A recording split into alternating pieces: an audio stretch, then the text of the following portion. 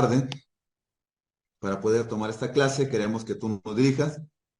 Y Dios, en cuanto a las escrituras, permite que cada vez estemos más cerca de ellas. Sus comentarios en la interpretación, Padre, lo que tú dijiste a los profetas en su tiempo. Y Padre, lo que tú quieres para nosotros el día de hoy. Oramos por su hermana Lulú, que va al médico. Queremos que tú seas con ella, le cuides y Dios restaures su salud para que ella esté bien. Cuídanos a quienes estamos aquí conectados, que en tu gracia, Padre, tú nos abraces en esta hora de la tarde. Gracias, Señor, en el nombre de Jesús. Amén. Muy bien, ¿alguna pregunta? ¿Algún comentario?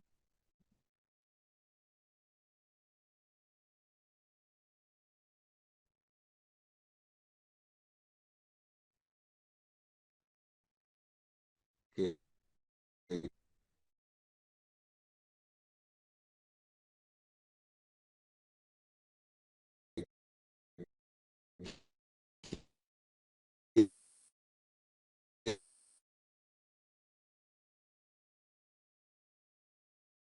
quieran hacer. Bueno, ni yo, pastor. Perfecto. Comentarios, preguntas, reclamos. No. No lo hay. Ok, perfecto. Entonces, ¿quiénes son los profetas posteriores? Bueno, primero, ¿se acuerda de los profetas anteriores? ¿Quién me dice Isaías, yo? Jeremías. A ver, aquí los puede ver ya a todos, se acomode para ver. A ver, hermana María Luisa Rivas, los profetas anteriores. Son los que nosotros conocemos como profetas mayores. Isaías, Jeremías, Ezequiel y Daniel. Pero entre ellos también entra Samuel, Samuel, Moisés. Josué. Ajá, pero usted me está hablando de los mayores, de los posteriores. Antes de entrar a los posteriores, ¿cuáles son los anteriores? Samuel. Ajá, el Sami dijo un hermano. Samuel, Moisés, Moisés, que también trae, ok. Josué, Josué,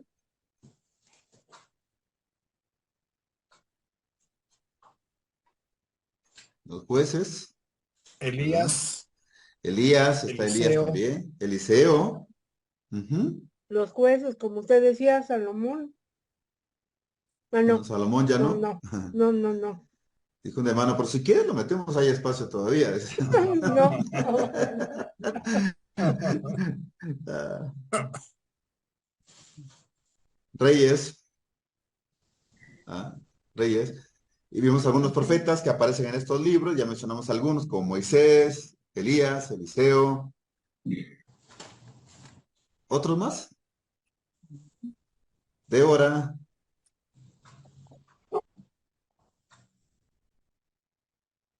Hulda, Hulda, ajá, Hulda, Natán, ¿verdad? Natán.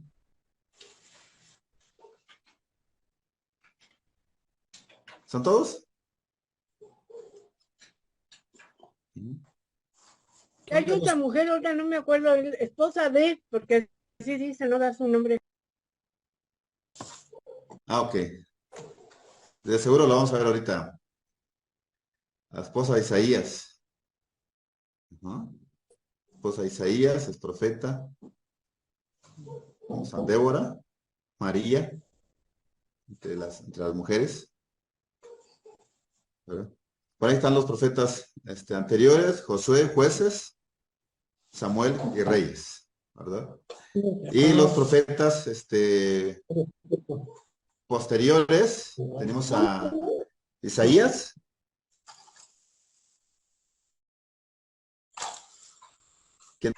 Jeremías,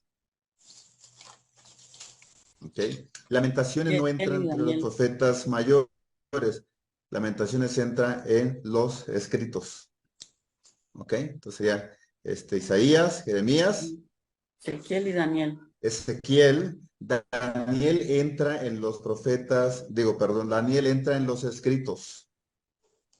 La razón de por qué Daniel no está en los profetas posteriores es que esa parte del canon se iba cerrando por partes, y cuando aparece el libro de Daniel, ya han sido aceptados los libros de Isaías, Jeremías y Ezequiel. Entonces lo que hace la tradición es que envía a Daniel al grupo de libros de los escritos. Pero por supuesto, por ejemplo, la tradición evangélica o cristiana considera a Daniel en el paquete de los libros mayores, ¿verdad? Por eso estamos acostumbrados a decir Isaías, Jeremías, ¿verdad? Lamentaciones, Ezequiel y Daniel. Y los profetas menores, estos es un solo libro, se les conoce como los 12. Siempre se dice Isaías, Jeremías, Ezequiel y los 12. O el libro de los 12, a los que nosotros conocemos comúnmente como menores. Menores. ¿Sí, hermana María Luisa? Lamentaciones, ¿a qué división pertenece? ¿También Ajá, a los los escritos? Sí, de hecho, Lamentaciones, entran los escritos y puede considerarse como material de poesía de la literatura sapiencial, es decir, del conocimiento. Aunque Lamentaciones nos va a hablar de toda la tragedia que Jerusalén vivió como capital del reino del sur cuando fue la destrucción por Nabucodonosor. La quema del templo, la destrucción de la ciudad, es lo que nos va a narrar Lamentaciones. De hecho, coloquialmente se dice que cada letra de Lamentaciones es una lágrima de Jeremías. Cada letra de Lamentaciones es una lágrima de Jeremías. Por eso se le conoce como el profeta llorón. Así es, como el profeta llorón. Y él es el que escribe en medio de todo el desastre, le dice a Dios, por tu misericordia no hemos sido consumidos. Porque nunca decayeron. Nunca decayeron. Cayeron las murallas, pero tu misericordia no. Se destruyó la ciudad, pero el fuego no. Aquí estamos de pie. Al contrario, nuevas son cada mañana. Y dice él, grande es tu fidelidad. ¿Te imaginas decirle a Dios, gracias porque tú has sido fiel y la ciudad está destruida? Gracias porque tú has sido fiel y las murallas están derribadas. Gracias porque tú has sido fiel y la familia de ellos murieron o están esclavos en Babilonia. ¿No? Se requiere ser dirigido por Dios para decir esas palabras, ¿no? Ahí está. Es la fidelidad de Dios la que tiene al cristiano de pie. No es nuestra fidelidad hacia Dios, sino que es la fidelidad de Dios. No estamos de pie por nuestra fidelidad, sino por la fidelidad de Dios. Es más, nunca estamos de pie. Él es el que está de pie. Nosotros estamos en sus manos. ¿No? Ok, entonces ya vimos quiénes son los profetas posteriores. Y vamos a empezar con Isaías. Entonces, antes de que hagamos comentarios de Isaías, me gustaría saber lo que ustedes conocen de Isaías. Díganme todo lo que han escuchado, dijo un hermano, de este individuo, de Isaías, el profeta.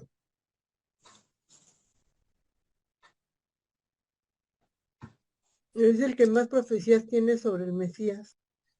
Ok, dice la hermana María Luisa, que Isaías es el que más profecías tiene de el Mesías, hablando de los profetas mayores o de los profetas posteriores. Muy bien. ¿Algo más sobre Isaías? Ya sea sobre el libro o sobre el personaje. Su esposa era profetisa.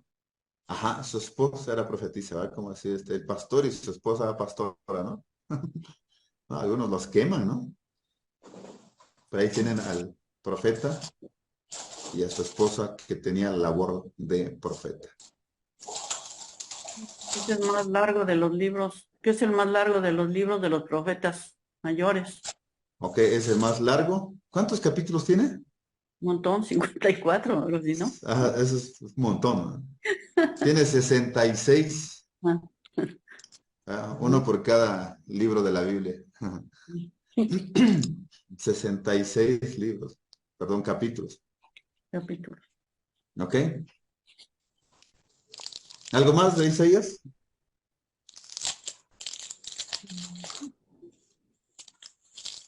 Se le conoce como el príncipe de los profetas o el principal profeta. Ajá, el príncipe de los profetas, así es, o el principal entre los profetas. Muy Profeta. bien, muy bien. ¿Algo Hijo más de, sobre Isaías? hijo de Amós, Hijo de Amós, ajá, lo que dice su libro, ¿no? sí. Muy bien. Se le puede considerar también poeta, Claro, así ¿sí? es. Era de origen sacerdotal. Hay poesía en el libro. Hay Ajá. poesía en el libro. Tiene partes sapienciales, como el capítulo 52, 53, 54, 55, entre otros. Es pura poesía. Es pura poesía. Como Daniel el profeta también tiene poesía en su libro. Es más, todo Lamentaciones es poesía. Igual Isaías, pues tiene mucha poesía.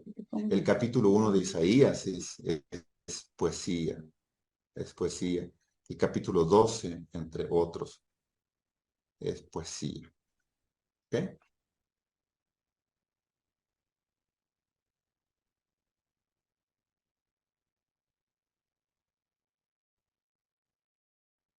Es el profeta. Dice Isaías 6:8 en la nueva versión internacional. Entonces oí la voz del Señor que decía, ¿a quién enviaré? ¿Y quién irá por nosotros? Y respondí, aquí estoy, envíame a mí. ¿Qué palabras o frases de este versículo le llama a usted la atención? Entonces oí la voz del Señor que decía, ¿a quién enviaré? ¿Quién irá? Y respondí, aquí estoy, envíame a mí. Pues cuando dice quién irá por nosotros, está hablando de la Trinidad, ¿no? O que cuando dice, ¿quién irá por nosotros? Está hablando de la Trinidad. Es lo que por lógica nosotros, ¿verdad? Concluimos por todo el conocimiento evangélico, por toda la cultura cristiana, por todo lo que hemos escuchado cuando leemos estas frases, ¿verdad? ¿A quién enviaré? ¿Quién irá por nosotros? ¿No? Decimos o concluimos de manera Recording in pronto. progress. Sin lugar a dudas es la Trinidad. Es la Trinidad. Bueno, el pasaje no dice, ¿verdad? Que sea la Trinidad que está hablando ahí. El pasaje nos dice que es el Señor, ¿verdad? Entonces oí la voz del Señor. Es el Señor. Eh, este pasaje habla de la pluralidad del Señor, de la majestad del Señor. Es en un grado superlativo, ah, como cuando decimos nosotros, el Santo de los Santos, el Señor de Señores, el Rey de Reyes, el Sábado de Sábado, el Cantar de los Cantares. Entonces, el Señor habla en un grado superlativo y dice él, ¿a quién enviaré? ¿Y quién irá por nosotros? Y por supuesto, tampoco está descabellada la idea de la Trinidad por la teología que nosotros Creemos, ¿verdad? Como Dios, como Padre, como Hijo y como Espíritu Santo. Pero es la totalidad de la deidad. Es todo Dios quien está buscando a quien enviar. Y respondí, dice Isaías, he aquí estoy, envíame a mí. Me llama la atención la frase, oí la voz del Señor. Oí la voz del Señor. Esto me lleva a pensar que el profeta Isaías siempre estaba pronto, listo para escuchar la voz del Señor. Si hay algo que tú y yo debemos de estar siempre dispuestos, es escuchar la voz del Señor. Cuando nosotros escuchamos la voz del Señor, nuestra vida va a ser transformada. Nuestra vida no será igual. En el mundo evangélico, yo siento, desde mi particular punto de vista, que hemos dejado de escuchar la voz de Dios. Porque cuando nosotros escuchamos la voz de Dios, hay cambios radicales en nosotros. Al grado que Isaías dijo, aquí estoy, envíame a mí. Aquí estoy, envíame a mí. Cuando yo escucho la voz de Dios, quiero ir al lugar donde Él me está enviando. Entonces, eso es importante. Mire, a Isaías se le conoce como el profeta evangelista del Antiguo Testamento. Al profeta evangelista del Antiguo Testamento, en su profecía, en los 66 capítulos, él busca que Judá es el nombre del reino del sur. Su capital es Jerusalén en ese momento. Él busca que la gente de Judá regrese a Dios. Y esta era la labor del profeta. Entre tanta predicación y tanta enseñanza, el profeta no podía concluir su sermón sin antes invitar a la congregación que se vuelva a Dios. Puede dar un sermón muy elocuente, pero en él debe concluir, él debe hablar de la necesidad de que el hombre se vuelva a Dios. Lo mismo debe suceder todos los domingos en el púlpito, o cada vez que usamos el púlpito para predicarle a la congregación, invitarle a la congregación que se vuelva a Dios. El asunto es cuando damos por sentado que ellos están caminando con Dios.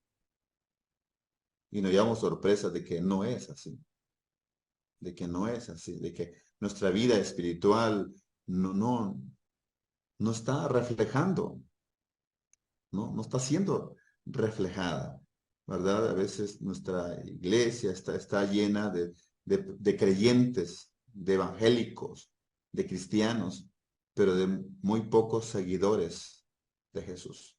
Poca gente que quiere seguir a Jesús y al igual que Isaías diga, heme aquí, envíame a mí. Oramos para que otros vayan, pero no queremos ir. Oramos para que otros den, pero no queremos dar. Oramos para que Dios cambie a otros, pero nosotros no hemos cambiado. Heme aquí, envíame a mí. Ahí está el profeta del Antiguo Testamento, el evangelista. Según la tradición, el profeta Isaías es asesinado por Manasés. ¿Saben quién fue Manasés? Un rey. Ajá, fue un rey del reino del sur. Jesús. Duró 55 años. ¿no? ¿Perdón? Muy malo, por cierto. El más malo. El más malo, exactamente. Manasés quiere decir el que hace olvidar. ¿Hijo de quién? De un rey bueno. Ezequías. De Ezequías. Aquel que dijo, Señor, dame salud. Y Dios le dio 15 años más de vida. En esos 15 años, Ezequías, el rey Ezequías, engendró a Manasés. Dice un hermano, mejor si hubiera muerto. No hubiera engendrado al rey más malo. En esos 15 años nació el rey más malo que tuvo Judá. 55 años reinó, imagínense. Y llenó a Jerusalén de sangre, dice la Biblia. Se convirtió en hechicero, en brujo. Algunos de sus hijos o nietos los ofreció a Moloch. Moloc era un dios cananeo. La gente ofrecía a sus bebés, los colocaban los brazos llenos de fuego y de aceite hirviendo, los brazos de Moloc. Eso era pasar a sus hijos por fuego. Y Manasés llegó a hacerlo. Se convirtió en alguien que esperaba en la dirección de los astros, de las estrellas, creía en el horóscopo y todo ello. Bueno, se cree que Isaías fue asesinado por Manasés. Y según la tradición, la explicación que da es que porque Manasés escuchó decir o hablar de Isaías que este profeta había visto a Dios. Y él dijo, eso no es cierto. Y entonces lo mandó a matar. Isaías se esconde, según la tradición, en el tronco de un árbol. Ahí se esconde. Y llegaron los soldados de Manasés y le pedían a Isaías que saliera, porque lo iban a matar y no quiso salir. Entonces empezaron a cortar el árbol y hicieron pedazos a Isaías. Es lo que cuenta la tradición. Que era primo de Usías es el mismo de Azarías y pariente de Judá, era estadista, era un hombre con capacidad para trabajar en el Estado, para trabajar en el gobierno. De hecho, fue asesor de reyes, consejero, era poeta, un gran orador, un gran escritor, llamado el príncipe de los profetas. Es lo que tenemos de Isaías, entre otras cosas. Isaías tiene su frase favorita para dirigirse a Dios, le llama el Santo de Israel. Así le llama Isaías a Dios, el Santo de Israel. También es llamado el teólogo de teólogos. El teólogo de teólogos. De verdad que leer a Isaías es una maravilla, ¿eh? Desde principio a final. Es muy duro. Por ejemplo, el capítulo 1, cuando se dirige a Judá, nombre, les habla muy duro. Bastante duro. Y le dice, mire, le dice Isaías a su generación, desde la planta del pie hasta la corona de la cabeza, ustedes y yo somos una llaga podrida. ¿No? Les habla duro. ¿Cómo es posible que ustedes critiquen el lugar donde comen? ¿No? Se parecen al mulo, se parecen al caballo, ¿no? ¿Qué hace eso? Patea el lugar donde come. Ustedes hacen exactamente lo mismo. Isaías le dice, se están pudriendo en su pecado. Pero le dice, vengan a Jehová y sus pecados van a ser perdonados. Es el mensaje del profeta Isaías. Bien, hijo de un tal Amós, realizó su ministerio en el reino de Judá, en el sur. Su nombre significa el Señor salva. Era casado y por lo menos tenía 2 hijos, de acuerdo a Isaías 7:3, 8:13 y 18. Su esposa era profeta, como ya lo comentamos hace rato. Sin lugar a dudas, la esposa jugó un papel muy importante en el ministerio de Isaías. No se dice si la mujer predicaba o enseñaba, pero si se dice que era profeta, entonces predicaba y enseñaba. ¿Verdad? Esto es muy importante. Y quizás no tenemos predicaciones escritas de ella por el valor que le daban a la predicación del varón y no tanto al de la mujer. En ese contexto, sobre todo en el de Isaías. Era una persona influyente y distinguida en la ciudad. Algunos creen que Isaías era todo un políglota para su tiempo. Era de clase social y políticamente privilegiada y aristocrática de Jerusalén. Interactuaba con líderes políticos. Dialogaba con los sacerdotes del pueblo. De hecho, viene de familia sacerdotal. Y esto es interesante porque Isaías viene de familia sacerdotal, entonces por lógica va a ser sacerdote. Y Dios lo llama para ser profeta. Dios lo llama para ser profeta. Dialogaba con los sacerdotes del pueblo, con altos oficiales, gobernantes, incluyendo al rey. Ahí tenemos al gran profeta Isaías. Era un hombre influyente, muy culto. Usted lee Isaías y por supuesto, un hombre muy culto, muy inteligente, llamado por Dios para comunicar el mensaje divino. Es de los profetas donde tenemos muy claro el llamado que Dios le hizo o la vocación a la cual Dios le estaba llamando. Sin lugar a dudas, tiene que ver con evangelismo, tiene que ver con sus dones, con sus talentos. Isaías responde, aquí estoy, yo quiero ir. Su mensaje, a lo largo del libro, revela sus capacidades teológicas. Y aquí podemos rescatar que Isaías, quizás de joven, era muy estudioso de las Sagradas Escrituras.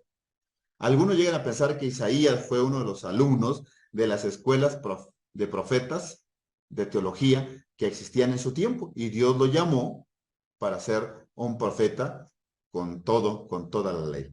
¿Ok? Entonces su mensaje revelaba sus capacidades teológicas, su dominio crítico de las dinámicas sociales y políticas que incidían en su mensaje, puso en evidencia sus grandes destrezas literarias y sus virtudes poéticas. Era un hombre bien preparado, inteligente, decidido a hacer la voluntad de Dios en una sociedad llena de cambios drásticos y retos formidables. La ciudad está pronto para ser destruida. Judá será destruido. Entonces no le toca una muy buena época para ser profeta. Sin embargo, él hizo de su ministerio una gran oportunidad y aprovechó la época que Judá estaba viviendo para compartir el evangelio, para hacer la voluntad de Dios y para predicarla con alta fidelidad. Esto es muy importante. Ok, ¿preguntas hasta aquí sobre el profeta Isaías? Pastor, a lo mejor Manasés lo mató porque como él dialogaba con los reyes, a lo mejor le recriminó las maldades que estaba haciendo y no, él no le convino. Y dijo, aquí me lo mato mejor. Pudo haber sido también por eso, ¿verdad? ¿Verdad? Podemos pensar en ello y no está mal que pensemos. Pudo haber sido también por eso, ¿verdad? Pero sí, Manasés era malo, muy malo. Uno de los reyes malo, malo, malo. Hijo de un rey bueno, bueno. Isaías, el libro. Es el libro 23 de los 39 que tiene el Antiguo Testamento. Y es el primero de los profetas mayores o de los profetas posteriores. Tiene un total de 66 capítulos y tiene 1274 versículos. El personaje central del libro es el Mesías. Mesías quiere decir ungido. Isaías disfruta. Isaías se goza. Es decir, dígame usted nombres que el profeta le da al Mesías en su libro. Príncipe de paz, Príncipe de paz. Padre eterno, Padre eterno, Ajá. Dios Padre fuerte. eterno, Dios fuerte. El siervo sufriente. El siervo sufriente. ¿Otro más? Emmanuel. Ajá. Así es. En 7:14 le llama Emmanuel. Okay. El retoño, también le llama el retoño. El renuevo. El renuevo, exactamente. Saldrá un retoño, es un hijuelo, un renuevo del tronco de Isaí, dice el capítulo 11. Ok. El Mesías es el tema central del libro de Isaías. Algunas divisiones del libro, por ejemplo, algunos le llaman a la sección del capítulo 1 hasta el capítulo 39:8, el Isaías de Jerusalén, porque sus profecías o su mensaje los centra en la ciudad de Jerusalén. Jerusalén es la capital o fue la capital del reino de Israel cuando éste estaba unido, cuando reinó Saúl, David y Salomón. Pero también Jerusalén continuó siendo la capital del reino del sur, desde Roboam hasta Sedequías. es la capital del Reino del Sur. Bueno, hasta el día de hoy, Jerusalén es la capital del Estado de Israel. El presidente anterior al actual de los Estados Unidos, Donald Trump, él reconoce ante la ONU en su primer año de ser presidente de Estados Unidos, reconoce a Jerusalén como la capital del Estado de Israel. ¿Ok? Y recuerde que fue David quien conquistó a Jerusalén de los jebuseos. Era un reino muy pequeño. Lo conquistó y entonces hizo de Jerusalén la capital del reino de Israel, al grado que le llamó la ciudad de David, la ciudad de Sión, la fortaleza de Sión, la fortaleza de David. Llegar a Jerusalén era estar a salvo, era estar a salvo. ¿Por qué? Tenía sus murallas, estaba muy protegida, muy protegida. Tenía 12 puertas y en cada puerta habían soldados o habían atalayas, habían vigilantes. Estaba muy, muy fortalecida. De manera que entrar a Jerusalén era estar seguro, era estar a salvo, era estar a salvo. Y cuando la Biblia llama al Isaías de Jerusalén, está pensando en eso. Alguien que está ahí en la ciudad que el rey David consideró una ciudad de alta protección. Isaías está ahí hablando de ellos, porque sus murallas serán destruidas, porque su templo será quemado, porque su gente será asesinada y gran número de su gente será llevada cautiva a Babilonia. Se acabará, por tanto. De hecho, Jeremías en Lamentaciones le llama a Jerusalén la gran señora, la gran señora, es decir, la mujer de gran respeto. Nunca se humilló ante Dios. Nunca se humilló ante Dios. Y hacia allá van las profecías de Isaías. En los capítulos 40, versículo 1 al 55, 13, tenemos al Isaías de Babilonia. También va a haber profecías de la estancia de Judá en Babilonia. Babilonia, en ese momento, era la capital del reino babilónico.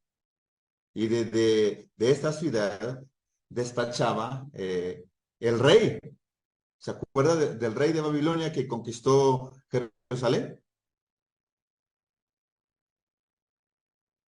A ver, ayúdeme con ese nombre.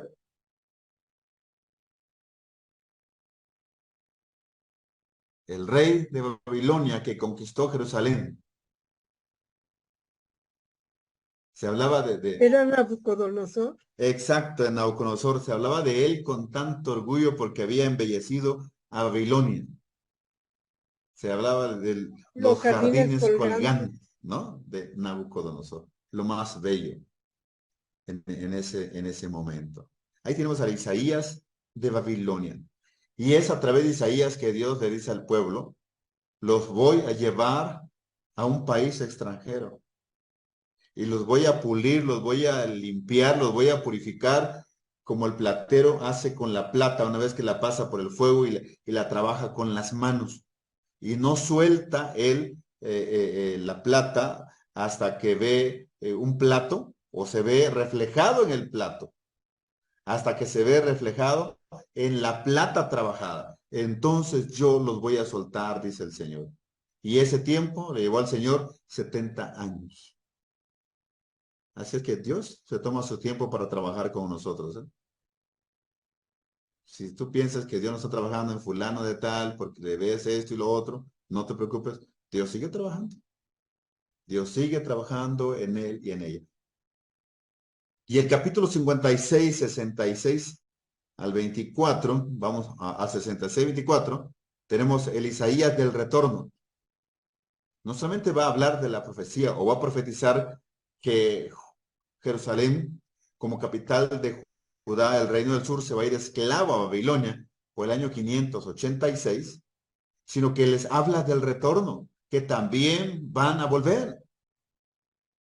También van a volver. Y él dice que volverán cantando, ¿no? Aun cuando volverán llorando, volverán cantando, vendrán saltando entre los montes y habrá gozo, habrá alegría, dice, que va a explicar el regreso de la nación de Judá a su país de origen. Después de 70 años. Y son pocos, son muy pocos los que se fueron y regresaron. Los que vieron el primer templo, son pocos. Y los que regresaron. Muchos que regresaron a Jerusalén nacieron en Babilonia. Muchos de ellos nacieron en Babilonia. No conocían Jerusalén. Pero Dios los trajo a Jerusalén. El mensaje de Isaías tiene que ver con la salvación. Él busca que el pueblo entienda de que debe depender de Dios y que la salvación de ellos no depende de las murallas de Jerusalén, porque una vez que se dé la cautividad babilónica, las murallas quedarán destruidas. Ellos deben entender que la salvación de Jerusalén y de Judá no depende de las fuerzas militares ni de las alianzas que ellos pueden hacer. No, la salvación del pueblo depende del Dios del pueblo. De hecho, este Salmo 20 donde David dice que no es, que algunos confían en carros, otros en caballos, pero él dice, pero nosotros en el nombre de Jehová nuestro Dios tendremos memoria. Y a través de Zacarías Dios dice, es con mi espíritu, no es con lanzas, no es con espada, es con mi espíritu, dice el Señor. Bueno, ahí están las tres divisiones de Isaías. ¿Ok? La fecha promedio, la que nos dan los escritores, los especialistas en el Antiguo Testamento, es 741-698. Todo Isaías, los 66 capítulos, el método es un discurso profético. Es un discurso profético. Y el propósito, tenemos tres. Número 1, mantener la fe en el éxito final de Jehová en bendición de Judá. O sea, al final, Judá va a ser bendecida por Dios. Dios está permitiendo que pase por estas circunstancias tan adversas, pero Dios está trabajando en el carácter de su pueblo. Número 2, revelar al Mesías, es decir, al ungido. Revelar al Mesías como el instrumento de Jehová para cumplir toda su obra. Él es el instrumento de Dios para cumplir la obra del eterno Dios. Y tercero, presentar una filosofía de la historia con su meta, siendo esta el reino de Jehová. Y usted va a ver que los últimos capítulos del libro de Isaías nos va a hablar acerca del reino de Jehová. Isaías nos va a poner a Dios en su trono. Recuerde que el trono es el máximo símbolo de poder. Nos va a poner a Dios en su trono. Jamás Dios ha dejado solo su trono. Jamás Dios dejó su trono. ¿Verdad? Cuando cantamos y decimos, tú dejaste tu trono, me cuesta pensar en eso. Cuando la Biblia siempre presenta a Dios sentado en su trono. Él nunca dejó su trono. Pero un rey jamás dejaría su trono. Vino con todo y su trono. Y eso es importante. Entonces, el Mesías es revelado por Dios para salvar a la humanidad. Y vamos a encontrar el reino de Jehová. De hecho, el capítulo 6 de Isaías, el capítulo 6, si alguna vez lo hemos leído, un familiar de Isaías que estaba de rey en ese momento, Usías, muere. Y él va a los patios del templo para orar, tal vez para recibir fortaleza de parte de Dios y consuelo. Y Dios trabaja con Isaías. Dios le concede a Isaías experimentar una visión y transporta en visión desde los patios del templo hasta el interior del templo al profeta Isaías. No puede tener acceso literal porque él es profeta y no sacerdote, aunque venga de familia sacerdotal. No puede entrar. debe ser el sumo sacerdote y hacerlo una vez al año. Pero esto es una visión.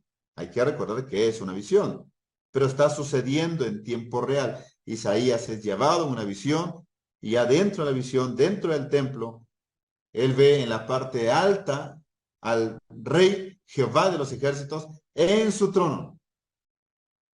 De hecho, lo que él dice, han visto mis ojos al rey Jehová de los ejércitos. Es más, agrega, estoy muerto. Así dice él, estoy muerto. Pero hay que recordar que es una visión. Es donde Dios dijo, ¿no? ¿A quién enviaré y quién irá por nosotros? Entonces respondí yo, heme aquí, envíame a mí, dice Isaías. Bien, Isaías no va a hablar de ruinas, pero también de restauración. Nos va a hablar acerca de la personalidad del profeta, incluso sus dones, su llamado, sus profecías. ¿Ok? Nos va a hablar de algunos oráculos de Dios, los dichos de Dios. Nos va a hablar de que Dios es el único Salvador. Mírenme, o mirad a mí, dice la versión 60, y sean salvos todos los términos de la tierra, dice Jehová. Isaías nos presenta a Jehová como el único Salvador del mundo. La redención está en él. ¿Qué busca Isaías con sus sermones? Que la nación entienda que Jehová es el único Dios y es la única posibilidad para que ellos como nación sean restaurados. Es la única posibilidad para que ellos como nación sean restaurados. Ok, comentarios de Isaías hasta acá. Pastor, ¿Sí, vemos a Isaías, que es el pastor más dispuesto que hay para servir a Dios, que dijo, envíame a mí, y no hoy dijo, envía a otro, sino él estaba dispuesto a servir a Dios desde un principio. Ajá, porque podemos estar orando, Señor, levanta líderes en la iglesia y Dios pensando en nosotros, ¿no? Señor, provee para que el hermano vaya. Y Dios dice, ya estoy proveyendo a través de ti, así es que ponte tus chanclas y No, vámonos. es que Levántate hay que porque mucho cambiar la camino te versión, espera. pastor. ¿Perdón, sí, hermana? Hay que cambiar la versión.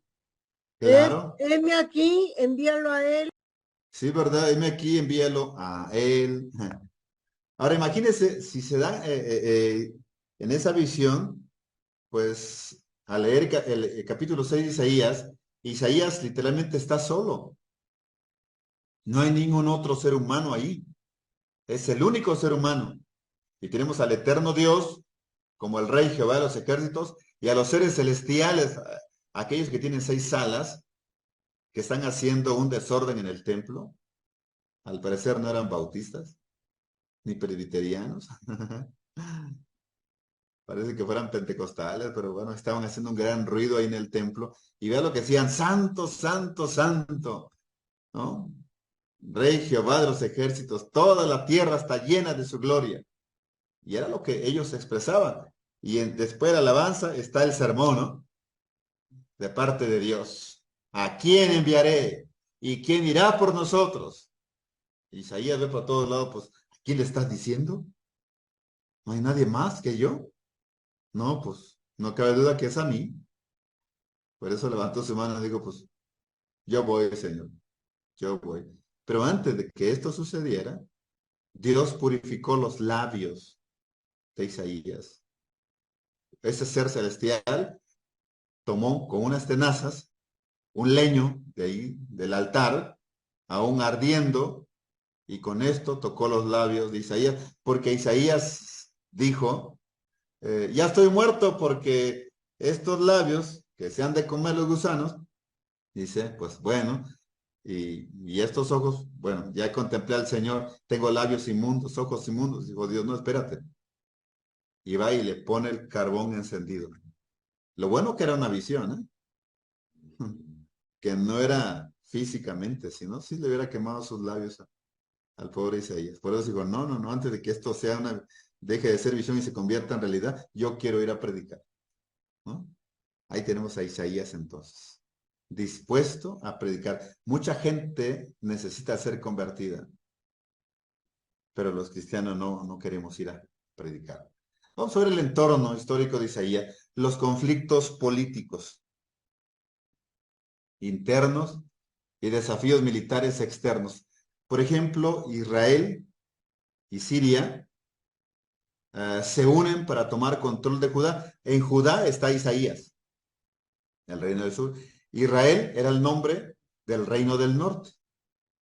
Y Siria, un país totalmente extranjero.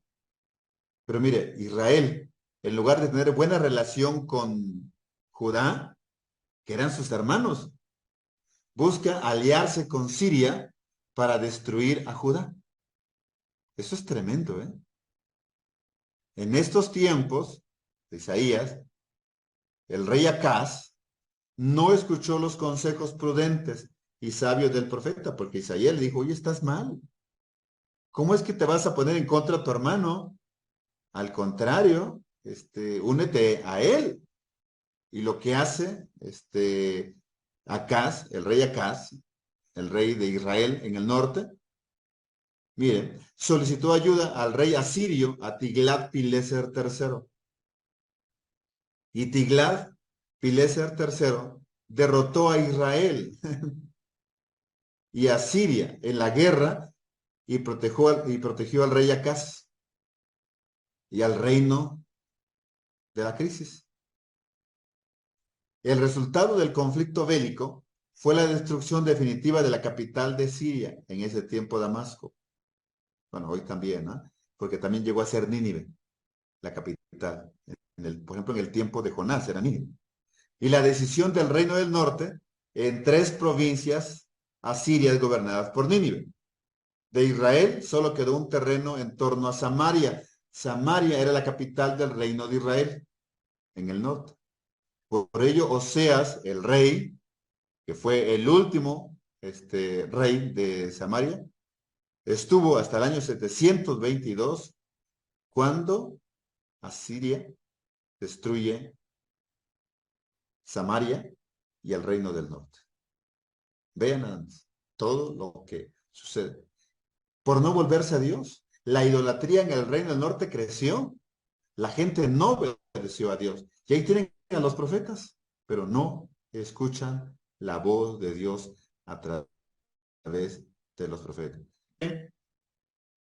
Fácil a Isaías. No le fue fácil ser profeta en una generación donde nadie busca a Dios.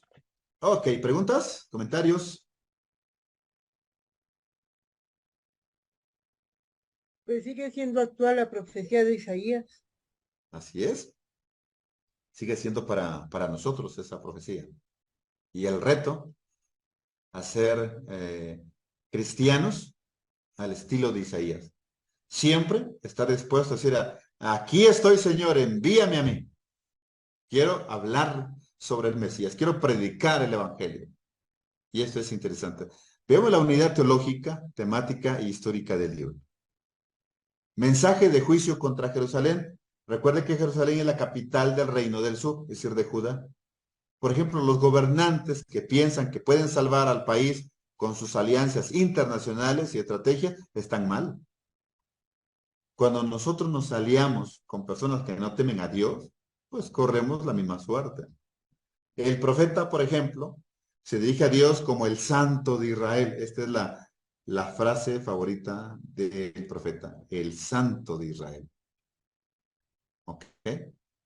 El juicio de Dios tiene el propósito de purificar, de restaurar y de renovar al pueblo.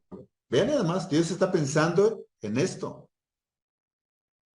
En la clase pasada le decía que David, como rey, David llegó a ser la norma de justicia por la cual Dios juzgó a los reyes que vinieron después de él. Llega un rey al poder y Dios evalúa al rey de acuerdo a las características de David. Y Judá estaba en pecado y Dios iba a destruirla y Dios decía, ay, pero no lo haré por amor a mi siervo David. Por amor a mi siervo David. Pero llegó el tiempo en que Dios dijo, lo siento David, esta ciudad, este reino, tiene que pagar. Por eso Dios permite la destrucción de Jerusalén y la destrucción de las murallas y permite que el pueblo sea llevado a Babilonia. Y se da el juicio de Dios con el propósito de purificar a la gente de Jerusalén y de Judá. Por eso el castigo divino es un medio para alcanzar el nivel ético, espiritual y moral que Dios requiere de su pueblo. Oiga, pero es necesario que nos disciplinen para portarnos bien. ¿Usted sabe de gente que no entendemos? No entendemos. Le decía yo a un hermano, pues Dios está haciendo su chamba, ¿eh? Solo falta que tú digas, Señor, quiero arrepentirme. El castigo divino es un medio para alcanzar el nivel ético, espiritual y moral que Dios requiere de su pueblo. Nuestra vida espiritual luego está al otro extremo de lo que Dios quiere que nosotros seamos como cristianos. Necesitamos impactar a nuestra familia, a nuestros vecinos, nuestra comunidad y contagiar a hermanos de la iglesia para empezar a seguir a Jesús como Él quiere que lo sigamos. Dice el apóstol Juan, quien conoce a Jesús, quien ama a Jesús, debe andar como Él anduvo. Debe andar como Él anduvo. De lo contrario, se engaña a sí mismo. De lo contrario, no anda en la verdad, al contrario, anda en tinieblas. También el capítulo 6, del 1 al 12:6, podemos llamarle el libro del Emanuel. ¿Qué quiere decir Emanuel? Ustedes lo saben. Dios con nosotros. Ajá, Dios con nosotros o Dios en nosotros. Dios con nosotros. Dios con nosotros, Dios en nosotros. Es interesante. Dios en nosotros, Dios con nosotros. No solo a un lado de nosotros, sino con nosotros y en nosotros. Y Isaías, cuando usa ese nombre, está hablando de un bebé que van a ser 700 años después. Eso es interesante. El año de la vocación es posible en el año 740, cuando Dios llama al profeta. La visión, la que les comentaba hace ratos, tiene lugar en el templo en Jerusalén, en el lugar santísimo, donde estaba el arca del pacto, que era el trono visible y temporal de Dios, invisible y eterno. El entorno de experiencias es de grandiosidad y santidad. Recuerde que la frase que Isaías usa para dirigirse a Dios es el Santo de Israel. El Santo de Israel. Isaías es llamado en el contexto de la gloria y de la santidad de Dios. En el contexto de la gloria y de la santidad de Dios. Han visto mis ojos al Rey Jehová de los ejércitos, dice Isaías. Y algunos teólogos, algunos pastores que se dedican a la homilética, ven tres cosas muy importantes en Isaías 6. Por ejemplo, en Isaías 6, el versículo 1, que dice, en el año que murió el rey Usías, vi yo al Señor, dice Isaías, vi yo al Señor. Los teólogos homiléticos le llaman a este versículo una mirada hacia arriba. Y pueden llamarle también esto un sermón homilético, y como título le ponen las tres miradas del profeta Isaías. Las tres miradas del profeta Isaías, y en el versículo 1 dice, vi yo al Señor. Entonces, una mirada hacia arriba. Pero vea cómo lo ve sentado, lo ve en un trono, y nos dice que el trono es alto, que es sublime, y el vestuario del Señor llena todo el templo.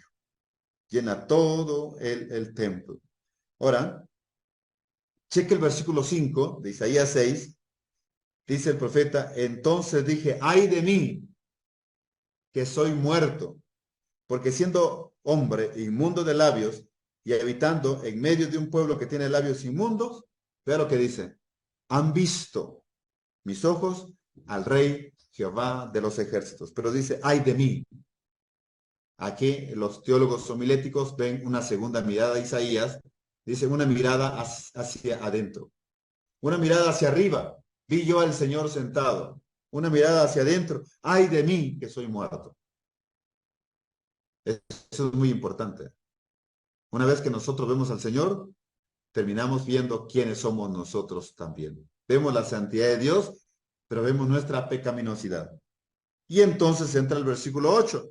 Después oí la voz del Señor que decía, ¿a quién enviaré y quién irá por nosotros? Entonces respondí yo, envíame a mí.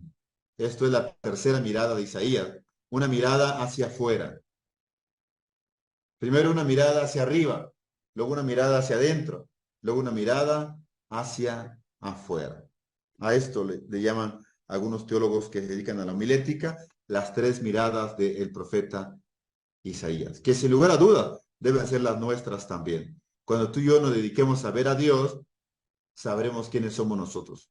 Cuando entendamos nuestro problema, entenderemos que los demás también necesitan a Jesús en su corazón. Y es entonces cuando diremos, yo quiero ir por ellos. Dice, el entorno de experiencia es de grandiosidad y santidad. Isaías es llamado en el contexto de la gloria y de la santidad de Dios. Dios es santo. Y no es porque sea santo 3 veces. Él es santo en santidad. Es decir, su santidad no tiene límites. No tiene límites. Otra vez el que diga santo, santo, santo. El profeta pudo haberle seguido santo, santo, santo, santo y escribir tú un libro con la palabra santo. Otra vez es en un grado superlativo. Dios no deja de ser santo. Siempre es santo. Su santidad brilla. La santidad hace brillar. Es la naturaleza del Señor ser santo. Por eso el profeta le llama el santo de Israel. El santo de Israel. Hay algunos oráculos o dichos contra las naciones extranjeras. Por ejemplo, vamos a encontrar que Dios es Señor absoluto de toda la creación. Y el poder divino de Dios no está confinado a las fronteras del pueblo de Israel. Al contrario, Dios buscaba que Israel se convirtiera en una plataforma de lanzamiento de profetas, de sacerdotes, de misioneros, de teólogos, de maestros, de evangelistas, que hagan obra misionera en todo el mundo. En todo el mundo. Los profetas desarrollaron ese gusto nacionalista por ese tipo de oráculos, pues el juicio divino a sus enemigos eran siempre palabras de esperanza para el pueblo. Entre las naciones extranjeras está Babilonia, y se espera que Dios destruya Babilonia, y por supuesto que sí, ¿verdad? Por supuesto que sí. Vinieron más tarde, los caldeos y destruyeron a Babilonia. ¿Okay? Moab, Damasco, Etiopía, Egipto, Tiro, entre otras ciudades y otros países, a quienes Isaías se dirige a ellos con una voz profética de destrucción. De destrucción. Entonces, no solo Jerusalén, también las ciudades que influyeron en ella para su idolatría, ahora serán destruidas por el eterno Dios. Y por supuesto, así fue. ¿Okay? También tenemos a Apocalipsis de Isaías, el gran banquete escatológico, el castigo de los poderes celestiales y la resurrección de los muertos. Qué interesante es Isaías, nos empieza a hablar en su libro acerca de la resurrección de los muertos. Por ejemplo, en el tiempo de Jesús tenemos a los fariseos, un grupo religioso que sí cree en la resurrección de los muertos. Pero tenemos también a los saduceos, era un grupo religioso que no creía en la resurrección de los muertos. Y tenemos a Jesús, ya en pleno ministerio, que habló acerca de la resurrección de los muertos. De hecho, habló de su muerte, pero también de su resurrección. Y Pablo nos dice en Romanos 10:9 que es importante creer que Dios levantó de los muertos a Jesús para que podamos ser salvos. El juicio del Señor, dice Isaías, llega a todas las naciones. Eso es tremendo. Llega a todas las naciones. Pero tenemos un salmo de confianza. Vamos al Salmo, perdón, Isaías capítulo 26, que es un salmo de confianza. Vamos a Isaías capítulo 26. Quiero que vean el versículo 1. El profeta dice, en aquel día, le dice a Dios, cantarán este cántico en tierra de Judá, que estaba destruida. Vea la letra o el contenido del canto. Ellos van a decir en su canción, fuerte ciudad tenemos, pero la ciudad está destruida. La ciudad no tiene muros, ya fueron destruidos, fueron quemados. Y ellos van a decir, fuerte ciudad tenemos. Se van a burlar de ellos y van a agregar esto a su canción. Salvación puso Dios por muro y ante muros. Y la gente va a decir, ¿dónde? Si no hay murallas. Pero ve el versículo 2, dice Isaías, abrid las puertas. Mi pregunta es, ¿cuáles puertas? Eran 12 puertas las que estaban en Jerusalén, pero Jerusalén fue destruida. No hay puertas. En un sentido, todo es puerta. ¿Por qué no hay puertas? Pero dice Dios, abrid las puertas y entrará la gente justa. ¿Cuál gente justa? Ahí dice, guardadora de verdades. Por ejemplo, si nosotros vamos un poquito a Babilonia, en esos tiempos encontramos a Daniel, a sus amigos. ¿A quiénes más? Ayúdeme. A Daniel, a sus amigos. Está un tal Josué, un escriba, sacerdote. Tenemos a Edras, Nehemías, Esther, ¿se acuerdan? ¿Verdad? Zorobabel, entre otros. A quienes quizás Isaías en su profecía dice, gente justa, guardadora de verdades.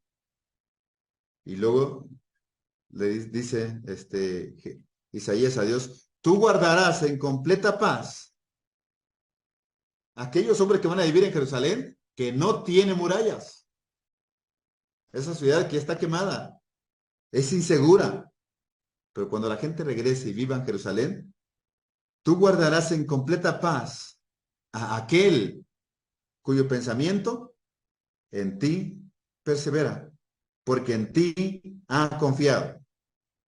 Y el versículo 4, confiad en Jehová perpetuamente, porque en Jehová el Señor está la fortaleza de los siglos. Órale. Ellos creían y llegaron a vivir, fueron tan orgullosos de la ciudad de Jerusalén, porque Jerusalén se convirtió en una fortaleza y ahora está destruida. Ahora deben confiar solamente en Dios, porque en Jehová el Señor está la fortaleza de los siglos. Nos puede pasar a ti y a mí.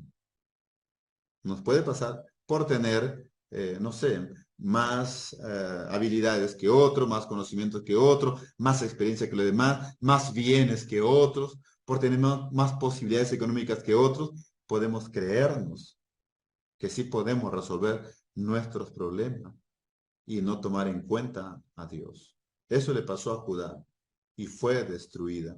Y ahora deben confiar perpetuamente porque en Jehová el Señor, y no es en Jerusalén, es en Jehová el Señor que está la fortaleza de los siglos. Por eso es el versículo 5, porque derribó a los que moraban en lugar sublime, humilló a la ciudad exaltada, la humilló hasta la tierra, la derribó hasta el polvo, la pisará a pie, los pies del afligido, los pasos del menesteroso. Órale. Eso es tremendo. Pero ahí está este salmo de confianza. Confiemos en Dios. Comentarios, preguntas hasta acá sobre Isaías. Algo que quiera agregarle. ¿Estamos bien? Cuando habla de que, no recuerdo dónde es, pero que él se quema los labios con fuego o algo así porque él no se siente digno, ¿eso es antes de que Dios le da la visión? Bueno, es ahí en la visión donde se da ese cuadro. ¿Pero por qué lo hace? Porque no se siente digno de hablar la palabra Así de Dios. es. Él dice, estoy muerto, ay de mí. La palabra ay habla de dolor. Pobre de mí. O sea, ¿quién me va a salvar? Han visto mis ojos al Rey Jehová de los ejércitos. Vivo en un pueblo que tiene labios inmundos, y yo entre de ellos. O sea, ¿quién me va a salvar? Por eso la intervención de Dios, no te preocupes. Y ya es Dios quien lo purificó. No fue Isaías quien tomó el carbón y se purificó. No. Si vamos a Isaías capítulo 6, dice acá en el versículo 6 del capítulo 6, y voló hacia mí, dice él, uno de los serafines. Serafín, algunos creen que quiere decir ardiente, o puede decir amor, o alguien muy pasional. Y voló hacia mí uno de los serafines, teniendo en su mano un carbón encendido, tomado del altar con unas tenazas, y tocando con él sobre mi boca, dijo, he aquí que esto tocó tus labios, y es quitada tu culpa, y limpio tu pecado. Pero todo por lo que dice el versículo 5. Entonces dije, ay de mí, que soy muerto, porque siendo hombre inmundo de labios, y habitando en medio de un pueblo que tiene labios inmundos, han visto mis ojos al Rey Jehová de los ejércitos. O sea, mis labios van a hablar el mensaje de Dios y no están purificados. ¿Cómo están los nuestros? Dice Santiago, ¿no? Cuidado, de una fuente no puede salir agua dulce y amarga a la vez. Tú no puedes glorificar a Dios y con esos mismos labios maldecir a los hombres que han sido hechos a la imagen de Dios. Es tremendo lo que Santiago nos dice, como para reflexionar pensando en la experiencia de Isaías. Algunos mensajes de juicio contra Judá e Israel. Recuerde que Judá es el reino del sur y Israel es el reino del norte. El juicio se mueve en el plano internacional. Hay otros países que están involucrados. Se amonesta a los sacerdotes y a los profetas y se les identifica como borrachos. Y recuerde que una persona borracha pierde el control. Luego no sabe ni para dónde va. Necesita ayuda en muchas ocasiones. La proclamación del dolor en Jerusalén y su futura liberación. El dolor que sufre Jerusalén. Esperanza y restauración. Hay restauración en Dios. Hay restauración en Dios sin lugar a duda. Voy a leer un poco acerca de Isaías capítulo 33. 33. Dice el versículo 1, ay de ti que saqueas y nunca fuiste saqueado, que haces deslealtad, bien que nadie contra ti la hizo. Cuando acabes de saquear, serás tú saqueado. Y cuando acabes de hacer deslealtad, se hará deslealtad contra ti. Eso es tremendo. Oh Jehová, ten misericordia de nosotros. A ti hemos esperado. Tú, tu brazo de ellos en la mañana. Sé también nuestra salvación en tiempo de la tribulación. Los pueblos huyeron a la voz del estruendo. Las naciones fueron esparcidas a levantarte tú. Sus despojos serán recogidos como cuando recogen orugas. Correrán sobre ellos como de una u otra parte corren las langostas. Será exaltado Jehová, el cual mora en las alturas, lleno de Sión, de juicio y de justicia. Y reinarán en tus tiempos la sabiduría y la ciencia, y abundancia de salvación. El temor de Jehová será su tesoro. He aquí que sus embajadores darán voces afuera. Los mensajeros de paz llorarán amargamente. Las calzadas están deshechas, es decir, las calles. Cesarán los caminantes. Ha anulado el pacto. Aborreció las ciudades y tuvo en nada a los hombres. Se enlutó, enfermó la tierra. El Líbano se avergonzó y fue cortado. Sarón se ha vuelto contra desierto y Basán y el Carmelo fueron sacudidos. Ahora me levantaré, dice Jehová. Ahora seré exaltado, ahora seré engrandecido. Ven además esto, esperanza y restauración. cuando menciona Líbano, está hablando de Tiro, de Sidón, la parte de el norte. Y ahí menciona Basán, Sarón, y se refiere no solamente a las montañas, sino a las grandes ciudades, donde Dios sería exaltado. Y no cabe duda que Dios es un Dios misionero. Dios al final usó a Israel para bendecir a otras naciones. Y esa bendición viene desde Génesis capítulo 12, ¿se acuerda? Dios llama a Abraham y le dice, por medio de ti serán benditas todas las naciones de la tierra. Y se cumple a lo largo de la historia de Israel y sobre todo en el Nuevo Testamento. ¿Ok? ¿Comentario, preguntas? ¿Vamos bien? ¿Sí? Ok. Juicio a las naciones. Se habla del juicio de las naciones y del futuro glorioso de Jerusalén. También se le conocía como la ciudad de Sión, la ciudad de Sión. Por ejemplo, en el capítulo 35, versículo 10, el capítulo 35, versículo 10,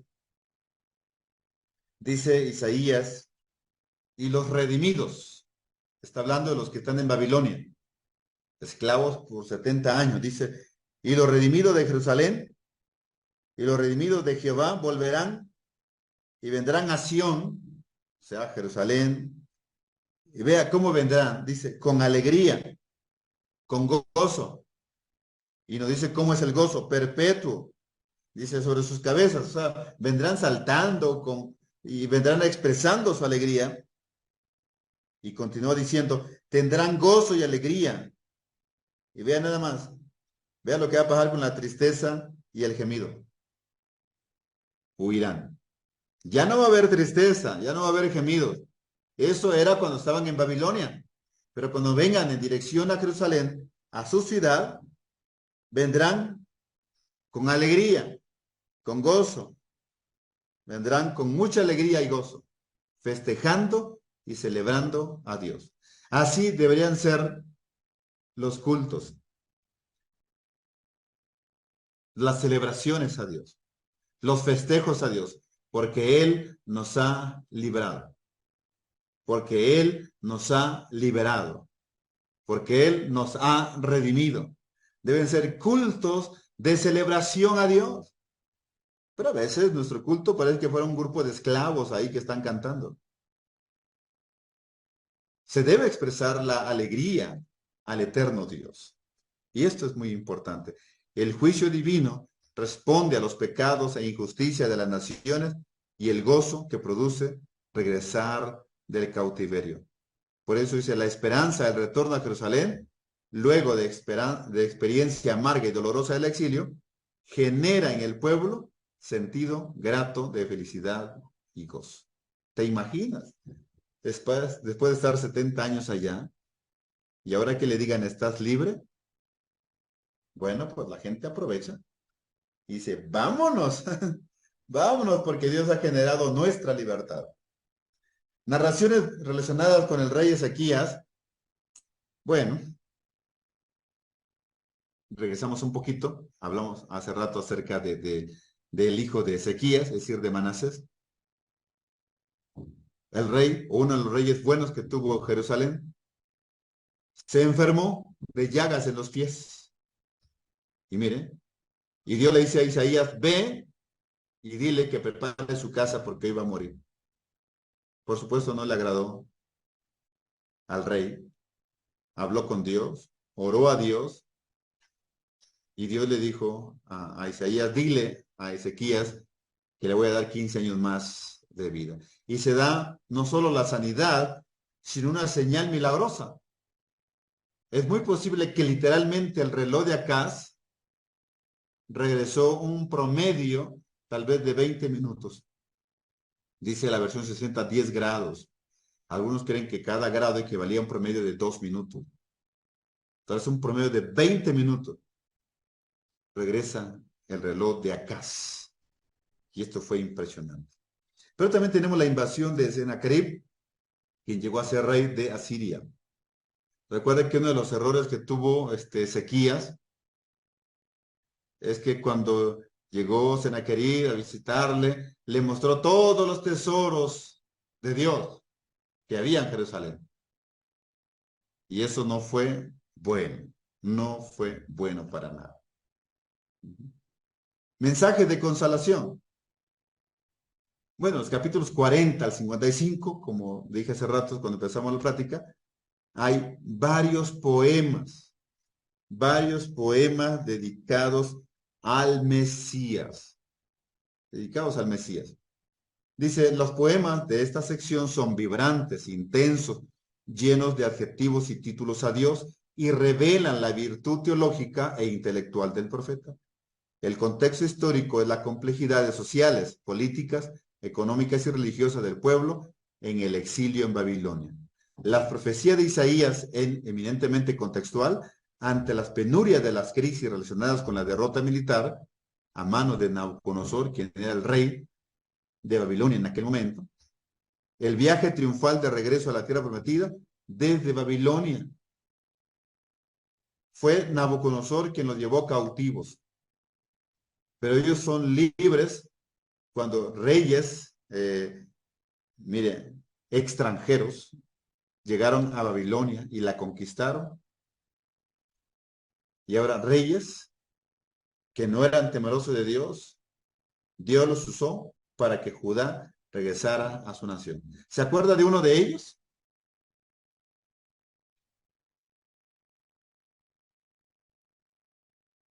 Dios le llama mi siervo.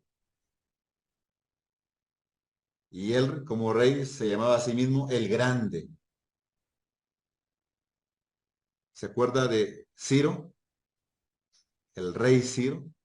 Dios lo usó para que Jerusalén o la gente de Judá que estaba allá en Babilonia regresara libre a su tierra natal. Aparece el rey Ciro como el instrumento del Señor para el regreso del pueblo a su tierra natal. Es impresionante porque, bueno, Dios le llama a Ciro mi siervo. Dios le llama a Ciro mi siervo. ¿Ok? Comentarios, preguntas, estamos muy cerca de terminar, pero no sé si haya preguntas, algún comentario que se quiera agregar a lo que estamos. Aquí en Isaías 40 es prácticamente cuando se dan las profecías de la primera venida del Mesías, ¿no? Cuando empieza Isaías 40 adelante, Ajá. adelante, ¿no? Sí, claro. Sí, Pero claro. él sabía lo que estaba hablando Isaías o lo hacía como visión nada más. No, son mensajes de parte del Señor. En algunas ocasiones Dios se lo dio a Isaías por medio de visión, pero quedaron plasmadas para nuestra enseñanza. Gran parte de Isaías es visión. Por ejemplo, acá, el capítulo 40, dice, consolaos, consolaos, pueblo mío, dice vuestro Dios. El mensaje inmediato es para la gente que está en Babilonia, pero la profecía acerca de la venida del Mesías, bueno, no solamente tiene que ver con ellos, sino también con Israel hace 2000 años y con nosotros ahora. Que el Mesías vino en tiempo y espacio, y de ahí hasta el capítulo 52 y 53 nos va a dar más características del Mesías. Es más, le llama el siervo sufriente. Pero sí, sí tiene razón. Hay profecías de la venida del Mesías. No son la primera profecía. La primera profecía de la venida del Mesías está en Génesis 3:15. Pero aquí del capítulo 40 en adelante, Isaías se encarga de dar sus primeras profecías. Él, como profeta, acerca del Mesías. Aunque quizás la manera en que lo trata, como lo relata de manera poética, porque el capítulo 9, versículo 14, y capítulo 7, 9, 6 y 7, 14, va a hablarnos acerca del Mesías también. De hecho, nos va a presentar los nombres, Emmanuel, admirable, consejero, Dios fuerte, Padre eterno, príncipe de paz. Pero aquí del 40 en adelante, sus profecías mesiánicas tienen que ver con poesía, tienen que ver con poemas, tienen que ver con canciones. De hecho, algunos le llaman los cantos del siervo sufriente. Los cantos del siervo sufriente. Pero por supuesto, tiene que ver con Jesús, tiene que ver con el Mesías. Son de gran importancia histórica, teológica y mesiánica. Los poemas revelan la gran capacidad poética y estilística del autor y manifiestan un sentido misionero, agudo, sabio y firme. El siervo del Señor es como un profeta elegido, llamado, comisionado y cumplir con su misión. De manera que Isaías,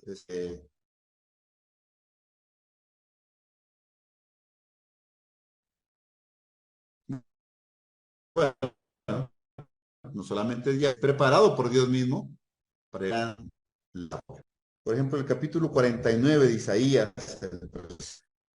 y me dijo, dice Isaías, mi siervo eres, oh Israel, porque en ti me gloriaré. De repente se usa la palabra siervo para hablar del pueblo y se va a usar la palabra siervo para hablar de el Mesías. ¿Ok? Por ejemplo, en el capítulo 49, y en el versículo 26 dice, y a los que despojaron, a los que te despojaron, haré comer sus propias carnes, y con su sangre serán embriagados, como un vino, y conocerá todo hombre que yo Jehová soy Salvador tuyo y Redentor tuyo, el fuerte de Jacob.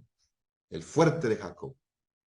Profecías mesiánicas que se estuvieron cumpliendo en tiempo y espacio. Tiene que ver con la restauración inmediata de Judá en ese momento, pero también con la venida del Mesías. Y luego dice acá, para la iglesia, el siervo, por excelencia, es Jesús de Nazaret. Y tenemos, por supuesto, en el Nuevo Testamento, pasajes que nos van a presentar cuadros específicos de el Mesías sirviendo. Por ejemplo, el capítulo 13 del libro de Juan, mientras Jesús celebra la Pascua con sus discípulos, en un momento dado, quizás después de algún canto, yo no sé, o cuando está por concluir toda la ceremonia, Jesús se levantó y empezó a lavar los pies de los discípulos. Ellos se quedaron admirados por lo que Jesús hacía. Es más, Pedro dijo, no, a mí no me vas a lavar los pies.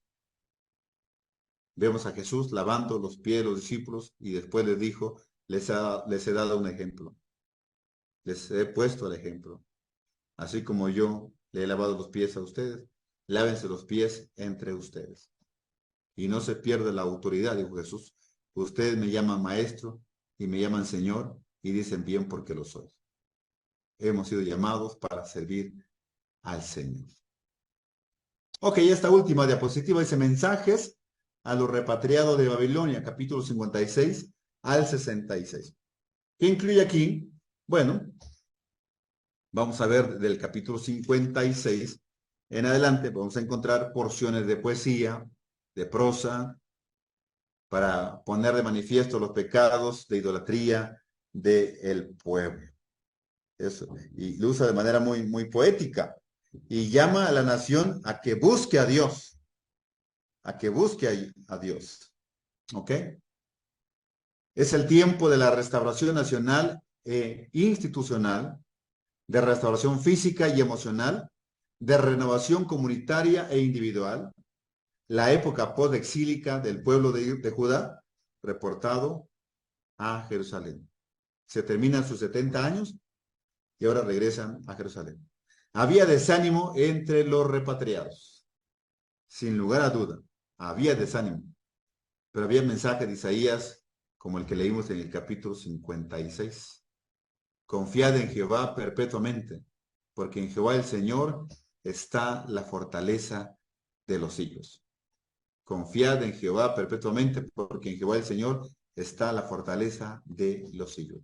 Bien, a grandes rasgos, este es el mensaje de Isaías, el profeta, el teólogo de teólogos, el príncipe de los profetas, el evangelista del Antiguo Testamento, quien era de familia sacerdotal, y Dios lo llama para ser en Judá. Y por supuesto, vemos ahí una que otra profecía que él dio al reino del norte. Pero el norte jamás lo escuchó. En el sur fue poco escuchado, pero tuvo más gente, más audiencia en el sur que en el norte. Ok. ¿Preguntas? ¿A qué edad murió Isaías? ¿Sí lo comentó? No recuerdo. No, no, no, no lo comenté.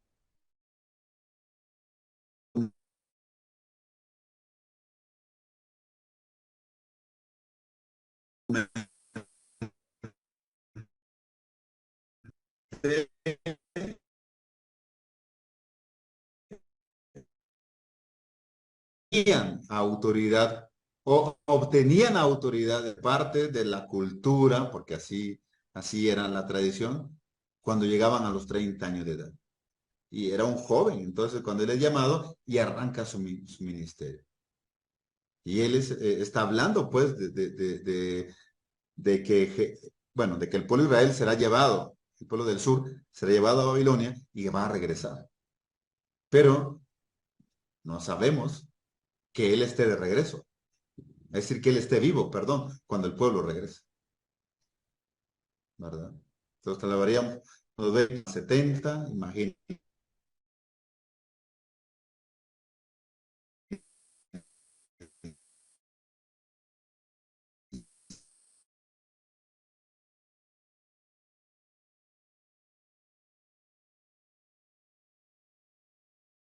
¿Eso sí? No, claro, no es literal.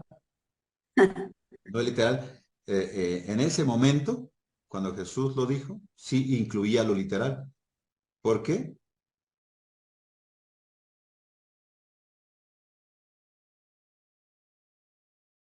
Recording in Del progress. patrón y de todas las personas que el patrón se le antojara llevar a casa.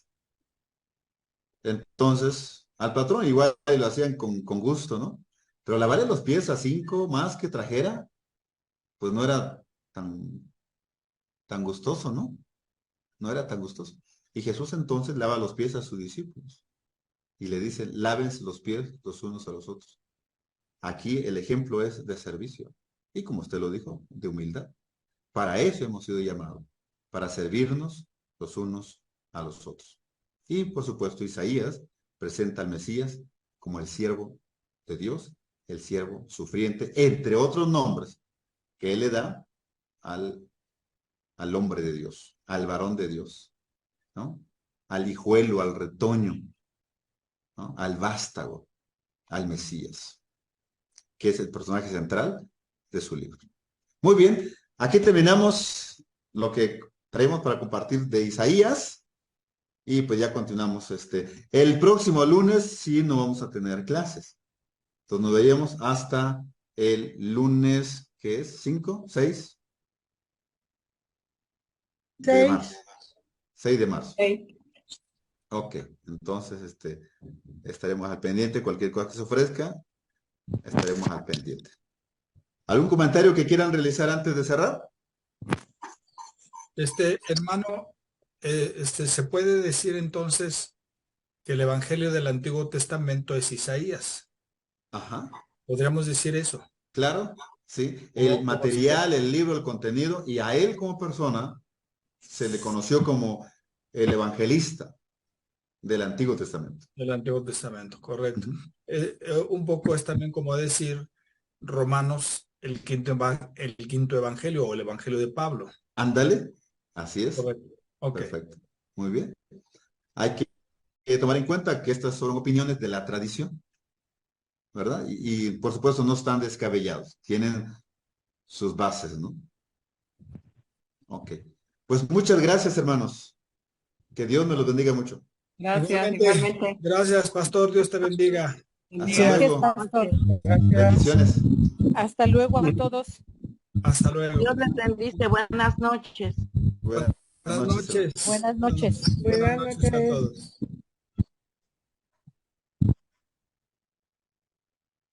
Record